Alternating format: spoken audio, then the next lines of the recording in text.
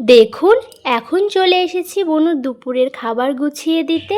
এই সমস্ত কাজ করতে আমার ভীষণই ভালো লাগে। ঠিক আগের ভিডিও দেখে থাকলে আপনারা বুঝতে পারবেন আমার সোনার অন্নপ্রাশনের থালাগুলো ঠিক এইভাবেই আমি সুন্দরভাবে গুছিয়ে দিয়েছিলাম। বনু আজকে ভীষণই কান্নাকাটি করছিল জানেন, কারণ কি আজ প্রথম ওর মুখে আমিষ জাতীয় খাবার গেছে। এইদিকে রিচুয়ালস গুলো সুন্দরভাবে মিটে গেল। আর দেখুন কাণ্ড, সোনার দিদুনেরা সোনার ভাগ্নের থালাতে ওকেই বসিয়ে দিয়েছে। দিদুনদের একটাই বক্তব্য, আমার সোনা যখন খাবার খেয়েছে তখন তো সোনা সুন্দরভাবে বসতে শেখেনি। ঠিক তারপরেই দেখুন মায়ের মন্দিরের উদ্দেশ্যে আমরা সকলে বেরিয়ে পড়েছি। নতুন সোনাকে প্রথম খাবার খাইয়ে মাকে দেখানোর জন্য নিয়ে যেতে হয়। কোনো অকেশন ছাড়া হয়তো কাছের রিলেটিভদের সঙ্গে দেখা করার সুযোগই হয়ে ওঠে না জানেন। মামা বাড়ি মানেই তো আলাদা একটা ইমোশন, আপনারা তো সকলেই জানেন। বলুন, প্রায় 4 বছর পর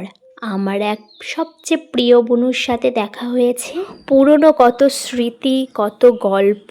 শেষবারের মতো বনুর সাথে যখন দেখা হয়েছিল এই মাসির বাড়িতেই। ও মনে রেখেছে লাস্ট কি কালার আমি ড্রেস পরেছিলাম, আমার নেল পলিশের কালারটা কি ছিল।